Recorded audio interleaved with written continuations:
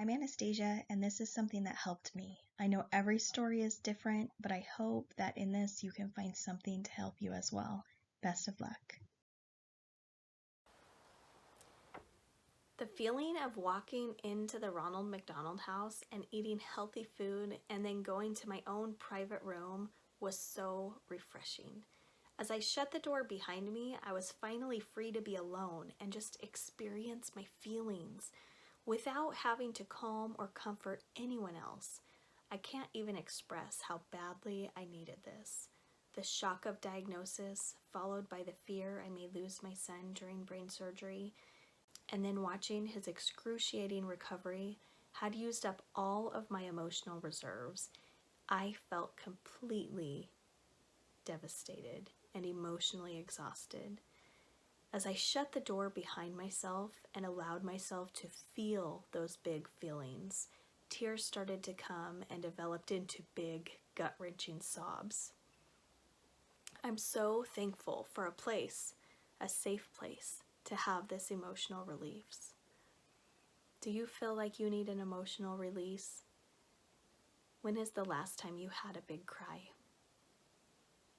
How do you feel after crying? Do you feel better? You could take some time and write about that in your journal. I felt so much better after my big cry. It was like I had had so much fear and pain all bottled up inside of me that it dripped out with the tears, and I was so much lighter and able to move forward again after my cry. I think that tears are sacred, and crying when your heart feels truly broken is healthy and necessary. It releases the stress hormones from your body and allows you to be entirely in touch with your emotions for a while. Sometimes we feel that crying may disrupt others. If you're going through a difficult situation, it may be important to explain to your loved ones that you need to cry, and they can help you by giving you space to do that. If you find yourself crying at unexpected times, you may feel more comfortable excusing yourself to go somewhere private to cry. But there really is nothing wrong with crying in public.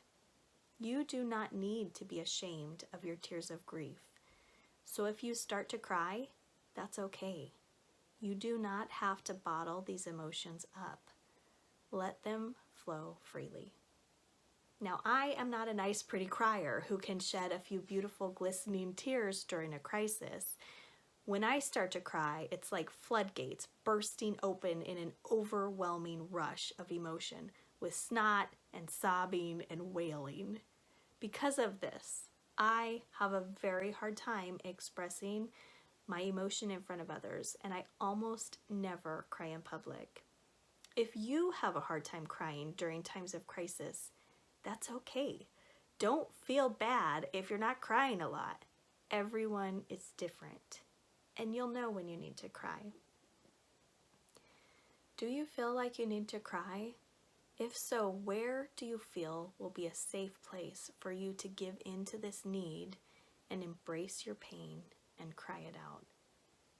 Give yourself permission to cry. It used to really bother me. Every single person would say, I don't know how you do it. And for me, I realized the answer is one day at a time, sometimes 1 minute at a time. People would say, I could never do that. Yes, you could, and you will. The journey is long and bumpy, but keep taking those tiny steps, and you can do this. I promise. Whatever is standing in front of you today, you can get through it.